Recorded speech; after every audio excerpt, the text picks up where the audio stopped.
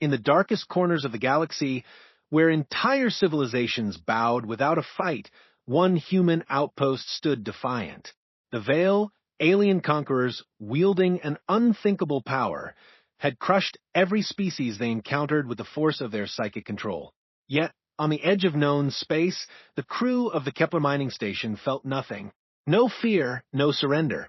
Instead, they felt a spark, an ancient force that no mind could control. As the galaxy trembled, humanity made its stand, a quiet refusal that would echo across the stars. When the galaxy surrendered, humanity said no, and that simple word became the galaxy's last hope. He's silent, conquest the coffee was terrible, but Commander Sarah Chin drank it anyway. She stood at the observation deck of Kepler Mining Station, watching the slow dance of asteroids outside.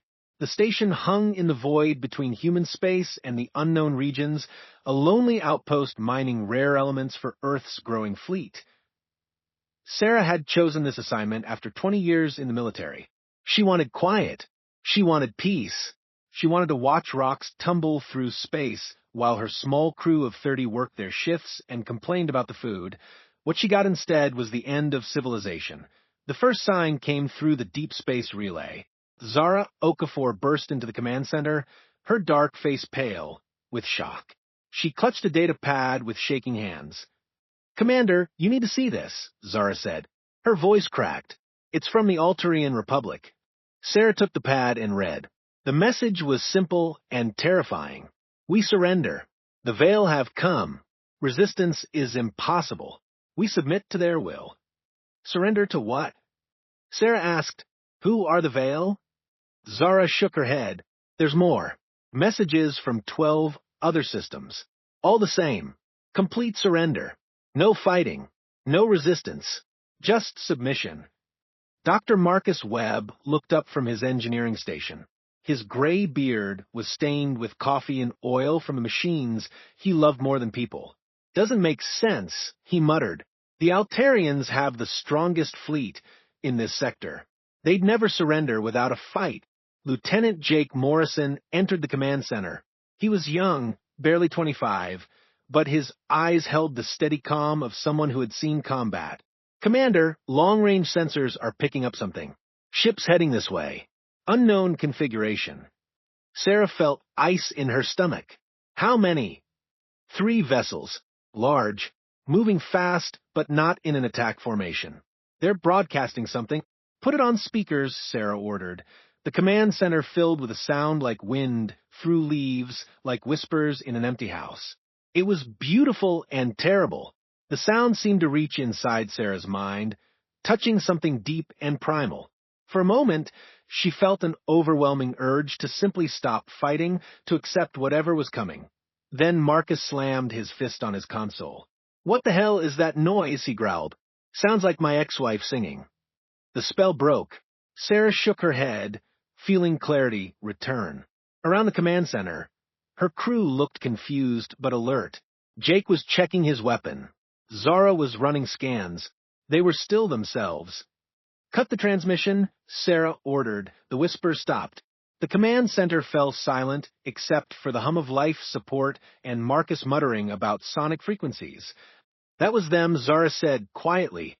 "The Veil. That sound, it was in my head, telling me to give up." "But we didn't," Jake pointed out. "Why not?" Before anyone could answer, another message came through. This one was from the Helios research station, just 3 hours away by fast ship. Dr. Elizabeth Park's face appeared on screen, but her eyes were empty, unfocused. "We welcome our new masters," Dr. Park said in a monotone voice. "The Veil have shown us the futility of resistance. We submit willingly to their wisdom. All humans in this sector should prepare for peaceful transition." Sarah cut the transmission. Her hands were steady, but her mind was racing. "Marcus, run a full scan on that transmission. I want to know what's in it." "On it." Marcus's fingers flew over his controls. Subspace carrier waves.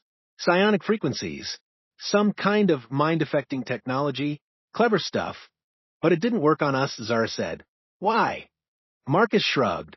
"Maybe because I've been married 3 times. My brain's already immune to manipulation. Despite everything, Sarah almost smiled. Jake, what's our defensive status? Station shields at full power. Point defense systems online. But Commander, this is a mining station. We've got maybe 6 torpedo tubes and some pulse cannons. If those ships want to take us, they can. Sarah nodded. Zara, send a message to Earth Command. Tell them what's happening. Tell them the Veil are using some kind of psychic weapon that makes people surrender. Tell them humans seem to be immune. Sending now, Zara confirmed. Hours passed. More messages came in from across the galaxy. The same story everywhere. Alien fleets that had never known defeat simply laid down their weapons. Proud, warrior races that had fought for centuries suddenly stopped fighting. Advanced civilizations that had built empires across star systems just gave up. But from human colonies, the messages were different. Confused reports of strange signals that gave people headaches. Annoying whispers that sounded like bad poetry. A few humans complained of feeling sleepy or sad, but nobody surrendered. Sarah gathered her senior staff in the briefing room. The 3 Veil ships hung in space nearby, making no aggressive moves, but clearly waiting for something. All right, Sarah said, let's figure this out. Every alien race we know has surrendered to these Veil, but humans haven't. Why? Dr. Webb leaned back in his chair. Maybe we're just too stubborn. I mean, look at human history. We've never been good at giving up. Remember the Alamo? The Warsaw Ghetto? That time Jenkins from engineering argued with a vending machine for 6 hours? Jake nodded slowly. Could be genetic. Humans evolved on a death world. Maybe we developed resistance to mental manipulation. Zara was studying her scans. The Veil transmissions target specific brain chemistry. They induce feelings of hopelessness and submission. But human brains are chaotic. We've got all these competing drives and instincts. Maybe that chaos protects us. Sarah looked out the viewport at the Veil ships. They were beautiful in a way, sleek and organic looking, like they had been grown rather than built. So every other species in the galaxy just gave up, and we're the only ones too crazy to quit. Sounds about right, Marcus said. I once knew a human who argued with his own reflection. One, too. Suddenly, alarms began blaring. Jake jumped his feet.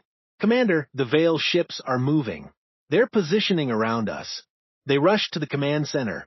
On the main screen, the 3 alien vessels had formed a triangle around the mining station. They were close enough now to see details of their hulls, which seemed to pulse with soft light. Incoming transmission, Zara reported that a new voice filled the command center. It was melodious and hypnotic, speaking perfect English. Humans of Kepler Station. I am Kaith, voice of the Veil. You have resisted our call to peace. This is unprecedented. Sarah stepped forward. This is Commander Chun. Your call to peace looks a lot like conquest to me. Conquest implies conflict. There has been no conflict. Every sentient species has recognized the wisdom of our guidance. You alone continue this feudal independence. Maybe that's because we're not as smart as everyone else, Sarah replied. Or maybe we're just not interested in your guidance. There was a pause. When Kaith spoke again, his voice carried a note of curiosity.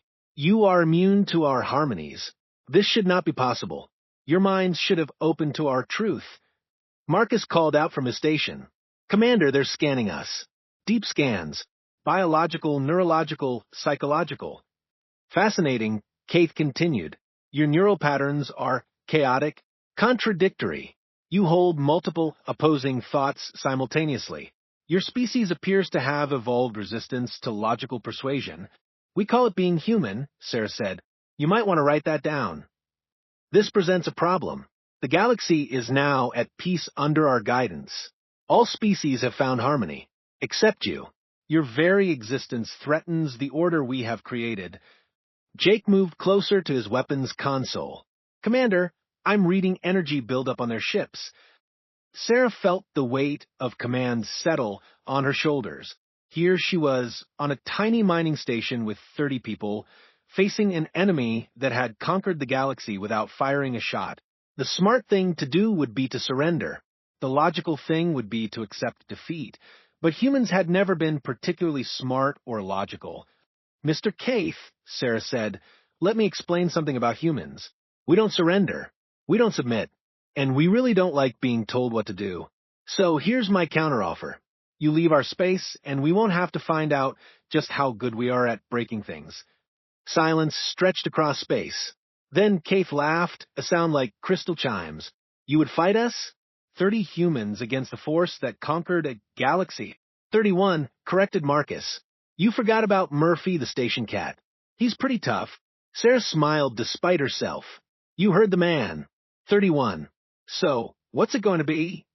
The Veil ships powered up their weapons, casting strange shadows across the station's hull. But Sarah noticed something in their hesitation.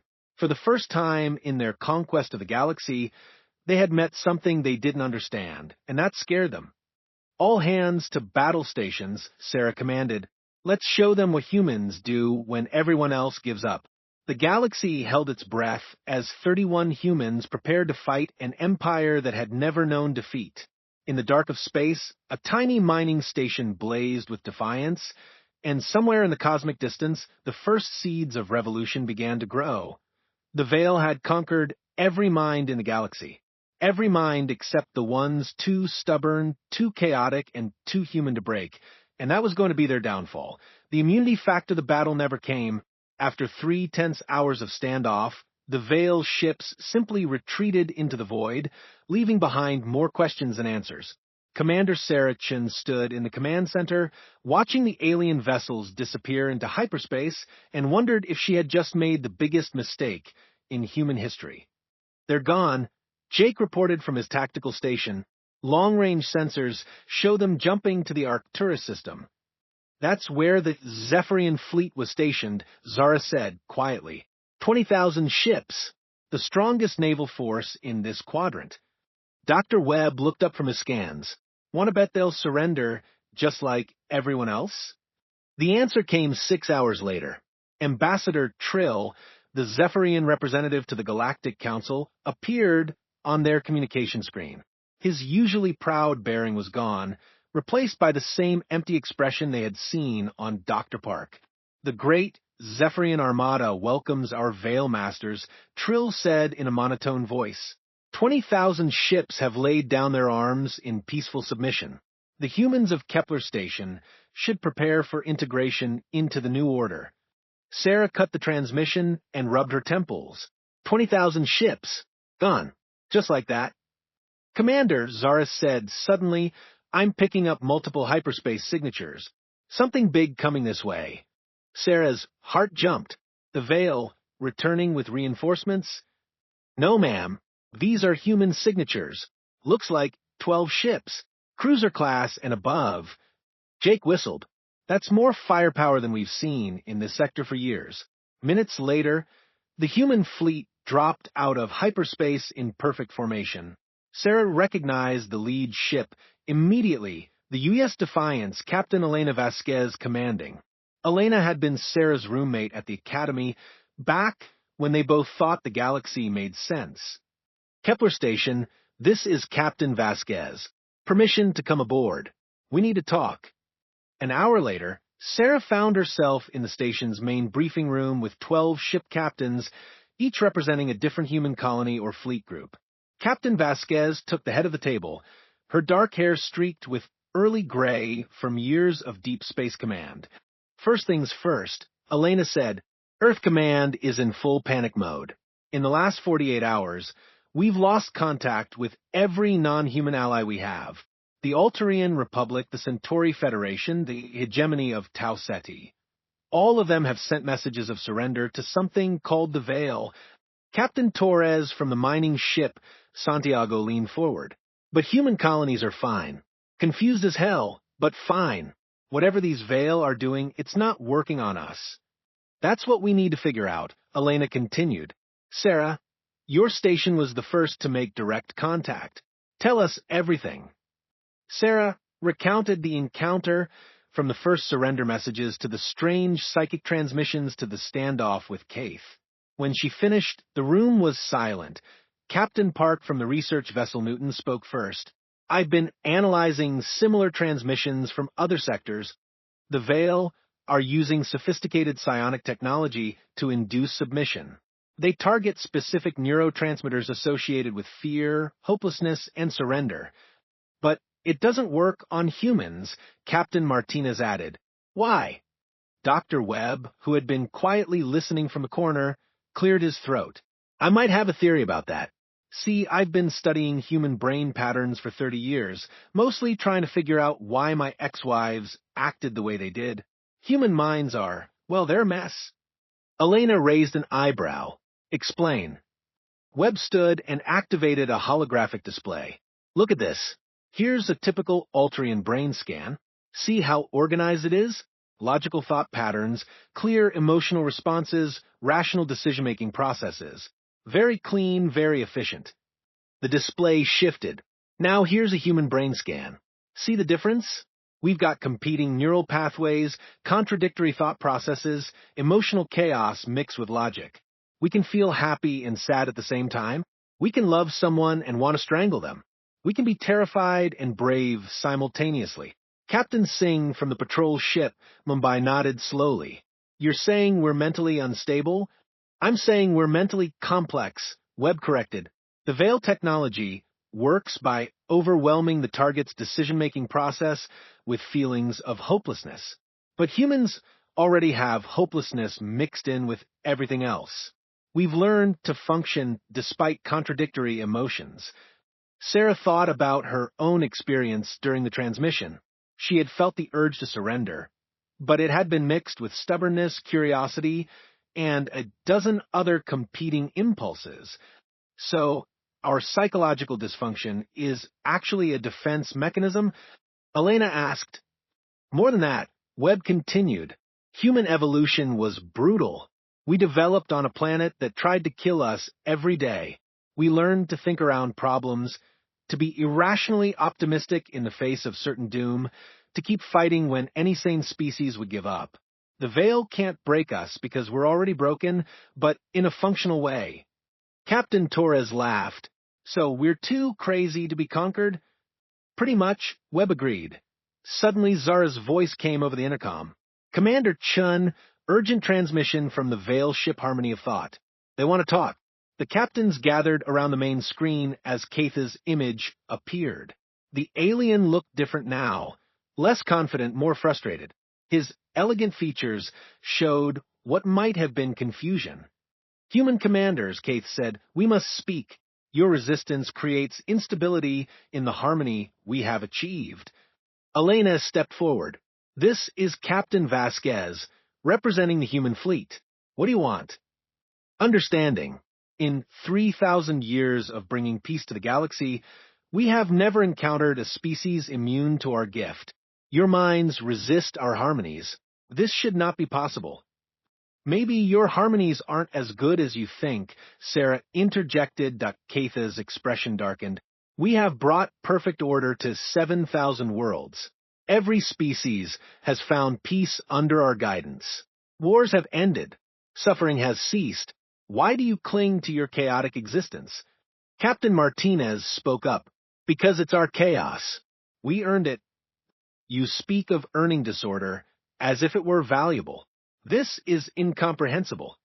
Dr. Webb pushed forward to the screen. Let me ask you something, Keith. When was the last time your people created something new? Not copied, not improved, actually created? The Veil commander paused.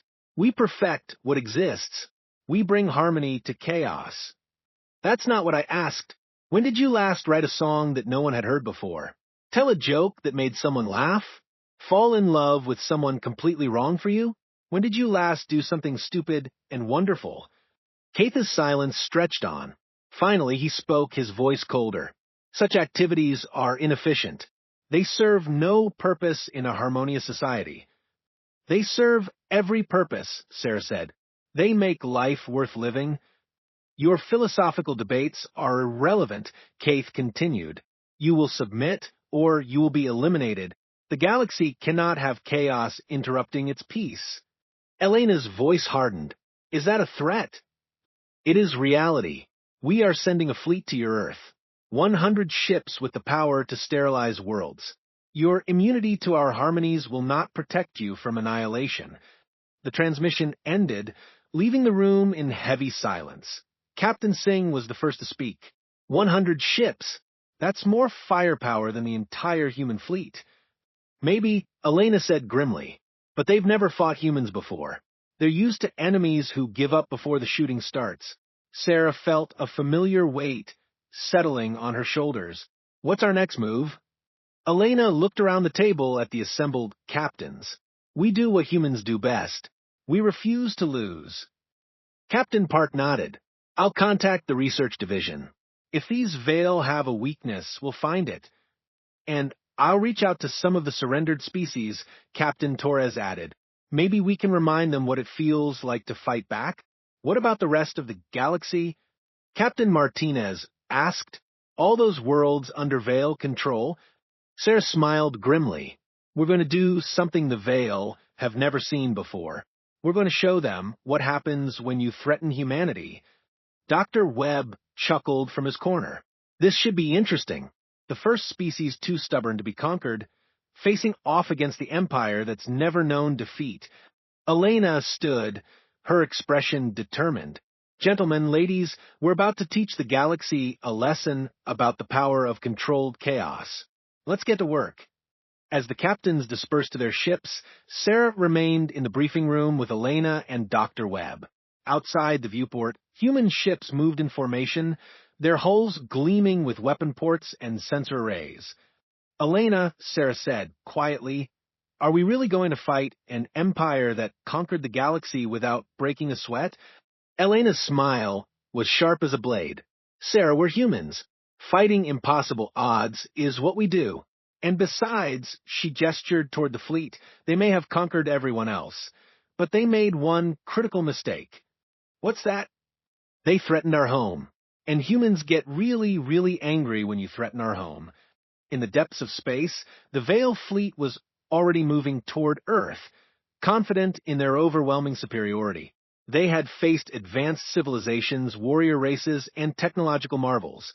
But they had never faced anything like humanity. They were about to learn why chaos could be the most dangerous force in the universe. And across the galaxy, in the silence of surrendered worlds, something began to stir. A whisper of rebellion, a memory of freedom, sparked by the knowledge that somewhere humans were still fighting. The Veil had conquered the galaxy's mind, but they had forgotten about its heart, and the heart was about to remember how to beat with defiance.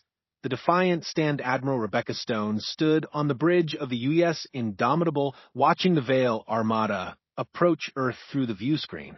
100 ships of impossible beauty and terrible power moved through space like a school of luminescent predators.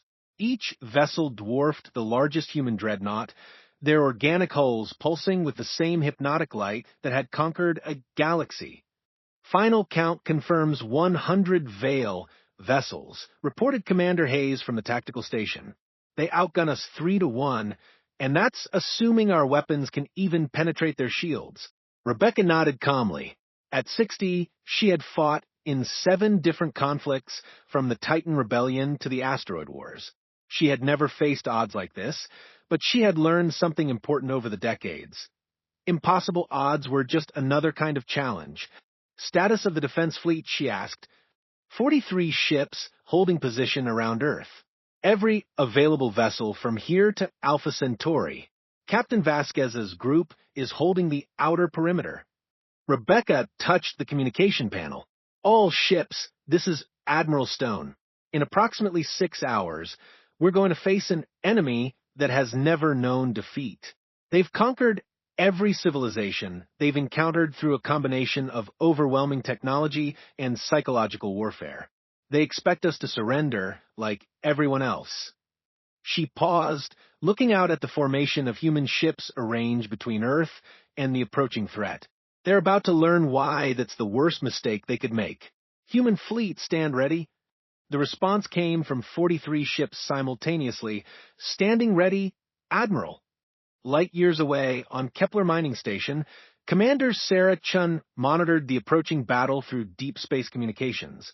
Dr. Webb had been working around the clock, analyzing captured veil technology and broadcasting his findings to the fleet. Sarah, Webb called out, exhaustion clear in his voice, I think I've figured out something important. The Veil aren't just using their ships to broadcast the surrender signals. They're using their entire fleet as a massive psychic amplifier. Sarah moved to his console, meaning their psychological weapon gets stronger with every ship they add to the formation. That's how they conquered entire fleets so quickly. The more ships they bring, the more overwhelming their mental influence becomes. Jake looked up from his station. So, bringing 100 ships against us makes them incredibly confident, Webb finished. They probably think they can just sail into Earth orbit and make every human on the planet surrender. Sarah felt a chill. Webb, can they do that? If they get close enough to Earth. Webb shrugged. Unknown. But with 100 ships amplifying their signal, he trailed off, not wanting to finish the thought. Meanwhile, on the bridge of the Veil Command ship, Kaith studied the human formation with growing confusion. His subordinates had assured him that no species could resist the full power of a century of ships. Yet, the humans continued to hold their positions. Voice of the Veil, reported his tactical coordinator, the humans are not responding to our harmonies. We are broadcasting at full power, but their fleet maintains combat formation. Kaith's elegant features twisted with frustration. Increase the amplitude. Focus all psychic projectors on their command ship. Voice of the Veil, we are already at maximum power. The humans appear completely immune. This was unprecedented. In 3 millennia of conquest, the Veil had never encountered true immunity. There had been individuals with resistance, small groups who held out for hours or days, but never an entire species. No matter, Kaith decided, if they will not submit to harmony, they will be destroyed. All ships prepare for battle. On Earth, in the underground command center, President Martinez watched the tactical display with grim determination. The defense grid was active, orbital platforms were armed, and every military installation on the planet was ready. But they all knew the real battle would be fought in space. Mr. President called General Harrison. Admiral Stone is requesting permission to engage. Martinez nodded. Tell the Admiral that Earth stands behind her. And, General, make sure every human colony knows what's happening here. Win or lose, they need to understand what we're fighting for. Above Earth, Admiral Stone received the authorization and immediately began broadcasting on all channels. This is Admiral Rebecca Stone to all human vessels and colonies. Today we face an enemy that has enslaved the galaxy through fear and submission. They believe we will break like everyone else. They are wrong. Her voice carried across space, reaching mining stations, colony ships, research outposts, and exploration vessels scattered throughout human space. We are human beings. We survived ice ages and plague, war, and famine. We looked at an impossible universe and decided to explore it anyway. We are the species that looked at the stars and said, why not? Today, we look at an empire that conquered the galaxy and ask the same question. Across human space, from the corporate boardrooms of New Tokyo to the farming communes of Kepler-7, people stopped what they were doing to listen. They want us to surrender our chaos, our arguments, our messy, complicated, beautiful humanity. They want us to become part of their perfect, ordered, empty peace. Our answer is no. Our answer has always been no. Our answer will always be no. The Veil fleet moved into weapons range. Kaith, increasingly frustrated by human resistance, decided to make an example. Target their largest vessel. Show them the futility of their defiance. Energy beams of impossible brightness lanced out from a dozen Veil ships, converging on the U.S. Indomitable. The human dreadnought's shields flared and sparked under the assault. Shields down to 60%, reported Commander Hayes. They're targeting our main reactor. Return fire, Admiral Stone ordered calmly. All ships, engage at will. The human fleet opened fire with everything they had. Plasma torpedoes, rail gun salvos, and missile barges streaked toward the Veil formation. Most of the attacks splashed harmlessly against alien shields, but here and there human ingenuity found weaknesses. Captain Vasquez, commanding the outer perimeter, had loaded her torpedo tubes with Dr. Webb's experimental resonance warheads. The first hit on a Veil ship caused its organic hull to convulse and crack. "That's it," she broadcast to the fleet. "Aim for the junction points between hull segments. Their organic armor has weak spots." The battle intensified. Human ships, smaller and more maneuverable than their opponents, darted between the massive Veil vessels like angry hornets. They couldn't match the aliens' firepower, but they could outrun them, outmaneuver them, and most importantly, outstubborn them. Keith watched in growing alarm as his supposedly unstoppable fleet began taking damage. The humans fought with a ferocity and unpredictability he had never encountered. Their tactics made no sense. Ships would break formation to rescue damaged allies, commanders would ignore strategic objectives to protect civilians, and their communication channels were filled with what could only be described as crude humor in the face of annihilation. Voice of the Veil, his coordinator reported, "We have lost 7 vessels. The humans are targeting our hull weak points with disturbing accuracy. Impossible. How do they know our vulnerabilities?" "Unknown, Voice of the Veil. Their tactics appear to be improvisational." Keith had conquered civilizations that had studied warfare for millennia. He had faced fleets led by tactical geniuses and strategic masterminds. But he had never fought an enemy that made up their battle plans on the spot and somehow made them work. On the U.S. Indomitable, Admiral Stone coordinated the chaotic human response with the skill of decades of experience. "Henderson, take your squadron through their rear formation. Martinez, I need you to draw fire from the damaged ships. Thompson, see if you can ram one of those big ones." "Admiral," Captain Thompson responded cheerfully, "ramming an enemy vessel is against regulations." "Consider the regulations temporarily suspended due to alien invasion," Stone replied. "Make it count." But the humans were taking losses too. The U.S. Relentless exploded under concentrated Veil fire, taking 300 crew with her. The destroyer packs limped away from the battle, her hull cracked and bleeding atmosphere. Just when it seemed the human line might break, something extraordinary happened. From across the galaxy, new voices began joining the communication channels. "This is Ambassador Trill of the Zephyrian Armada," came a voice that no longer carried the empty tone of surrender. "We remember who we were. 20,000 ships are breaking formation and engaging Veil forces in the Arcturus system. Altarian Republic vessels are powering weapons," reported another voice. "We choose freedom over harmony." "The Centauri Federation stands with humanity," declared a third. "No more submission." Across the galaxy, the sight of humans refusing to surrender had awakened something in the conquered species. The Veil's perfect order began to crack as world after world remembered what it meant to choose their own destiny. Keith's flagship shuddered under human fire. His perfect conquest was unraveling, and he didn't understand how. "This is impossible," he raged. "They cannot resist our harmony." Admiral Stone's voice cut through the chaos of battle, reaching even the Veil command ship. "Your harmony is just another word for emptiness. You conquered everyone else because they forgot what it means to be themselves. But humans, we never forget, we never surrender, and we never, ever stop fighting for what we believe in." The U.S. Indomitable, shields failing and hull breached in a dozen places, accelerated toward the Veil command ship. Other human vessels followed suit, their crews shouting battle cries and terrible jokes over the communication channels.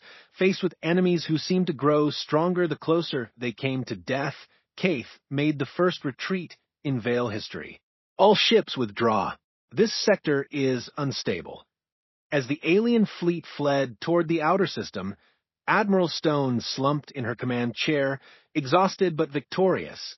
Around Earth, battered human ships limped back to port, while across the galaxy, newly freed civilizations began the long process of remembering how to be themselves. Dr. Webb's voice crackled over the communication system from Kepler Station.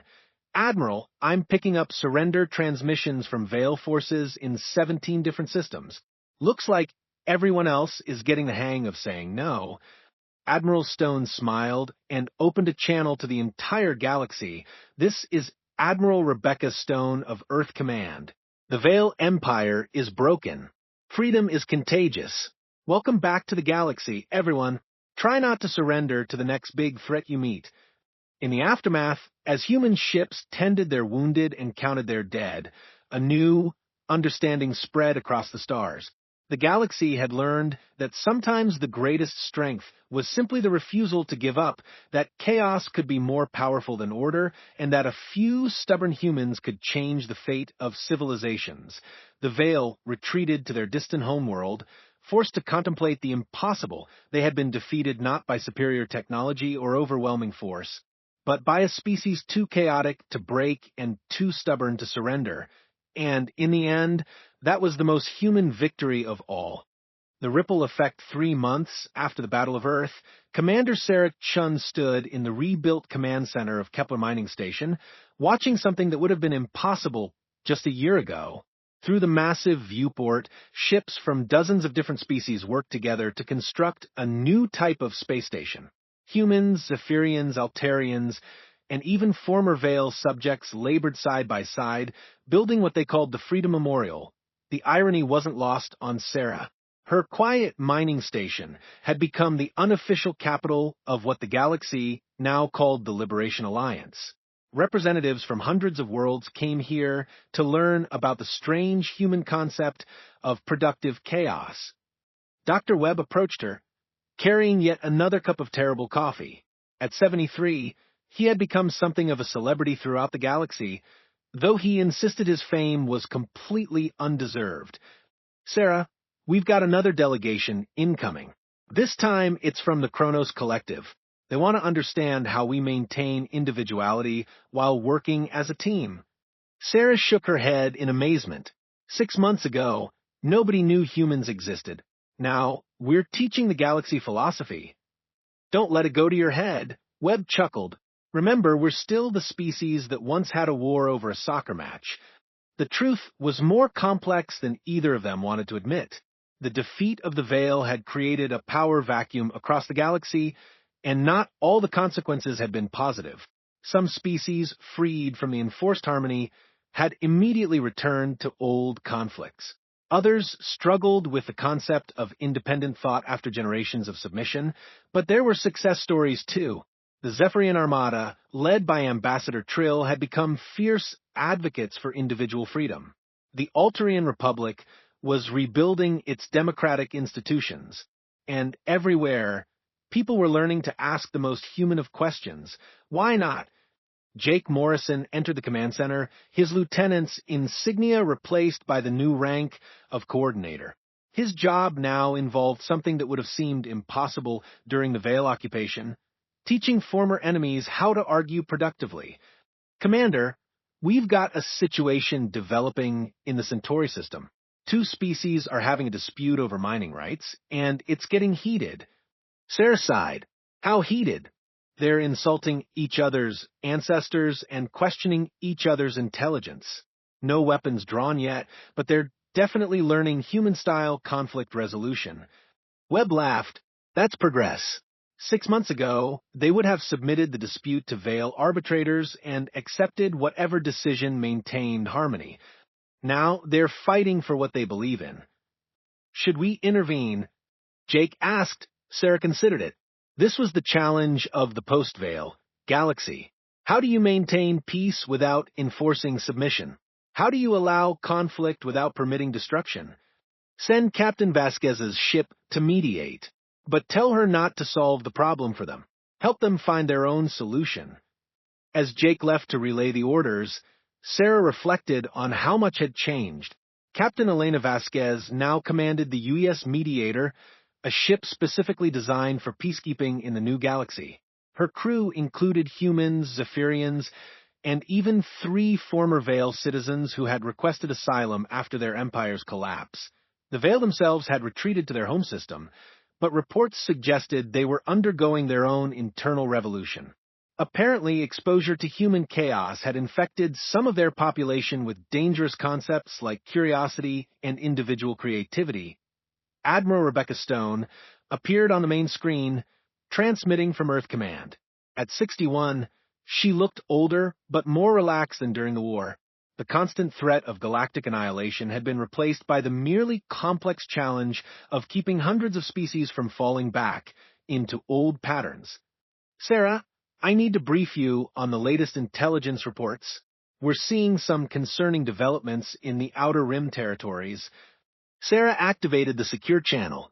What kind of developments? 3 separate species have approached us asking for help in establishing human-style governments. They want to copy our democratic systems exactly down to the last bureaucratic detail. Webb overheard and snorted. They want to copy human government? Do they know what they're asking for? Rebecca continued, that's not the worst part. There's a group calling themselves the New Harmonists. They're former Veil subjects who think the solution to chaos is to establish their own version of the old order. They're trying to recruit species that are struggling with independence. Sarah felt a familiar chill. So, we're looking at potential civil wars? It's possible. Freedom is messier than submission, and some people are finding that messier is harder than they expected. This was the paradox that kept Sarah awake at night. Humans had liberated the galaxy from the Veils and forced peace, but freedom came with a price. Some species were thriving in their newfound independence, discovering art innovation and joy they had forgotten existed. Others were struggling, uncertain how to make decisions without external guidance to doctor. Webb had spent months studying the problem. It's like teaching someone to walk after they've been carried their whole life, he explained to visiting delegations. Some people run immediately, others fall down a lot, but eventually most learn to find their own balance. The communication system chimed with an incoming message from an unexpected source. The image that appeared on screen showed a being Sarah recognized but had never expected to see again. Kaith, former voice of the Veil, but Kaith looked different. His perfect features showed something that had never been there before, uncertainty. When he spoke, his melodious voice carried undertones of confusion and, strangely, hope. Commander Chen, I request permission to speak with you. Sarah exchanged glances with Webb, who shrugged. Put him through. Kaith, this is unexpected. I thought your people had retreated to the home system. Most have, but some of us have been affected by our exposure to human thought patterns. We find ourselves experiencing something our people call the questioning sickness. We ask why about things that have always simply been. Webb leaned into the pickup. That's not a sickness, friend. That's called curiosity. Kaith's expression showed something that might have been relief. Yes, curiosity. We have learned this word. Some of my people now experience what you call disagreement with the traditional order. They wish to explore these new thoughts. Sarah felt a mix of sympathy and wariness. What are you asking for, Kaith? Asylum, perhaps, or guidance. We do not know how to be chaotic, but we find we no longer wish to be harmonious in the old way. This was unprecedented. Former Veil citizens requesting help in becoming more human-like. Sarah made a decision that would have seemed insane 6 months ago.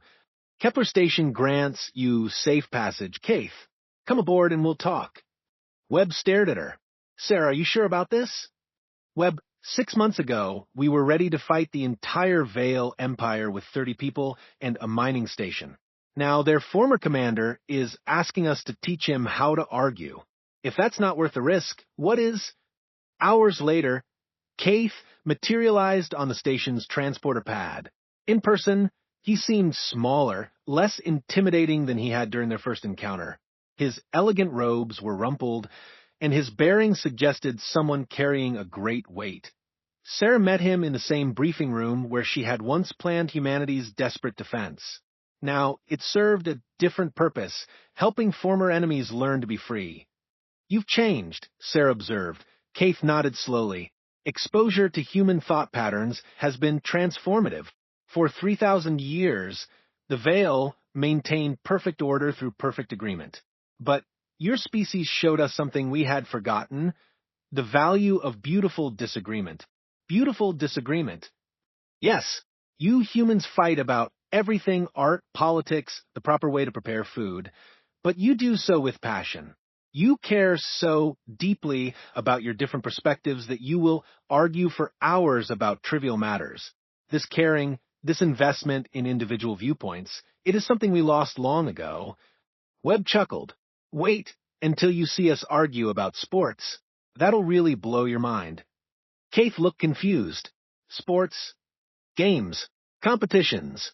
Completely pointless activities the humans take very seriously, Sarah explained. Webb's right. You haven't seen human chaos until you've watched us debate the merits of different athletic teams. But why do you care so intensely about activities that serve no practical purpose? Sarah and Webb exchanged glances. How do you explain human nature to a being whose people had forgotten how to be irrational? Because caring about pointless things is what makes them meaningful, Sarah said finally. When humans choose to invest emotion in something, that investment creates value. We don't just live, we live with passion. Keith was quiet for a long moment. Among my people, some have begun to experience what they call preference. They find themselves drawn to certain colors, sounds, or ideas for no logical reason. Our leadership considers this a disease. It's not a disease, Webb said gently. It's called having opinions. And opinions are the foundation of individuality. But how do you function when everyone has different opinions? Sarah smiled. Very messily. We argue, we compromise, we make mistakes, we fix them, and we argue some more. It's inefficient, chaotic, and absolutely exhausting. But you prefer this to harmony? Keith, harmony is beautiful, but it's also empty. A galaxy where everyone agrees about everything is a galaxy where no one thinks about anything. We'd rather have beautiful chaos than perfect emptiness. Keith absorbed this, his expression showing the mental strain of processing concepts his species had abandoned millennia ago. If some of my people wish to learn this chaos, would you teach them?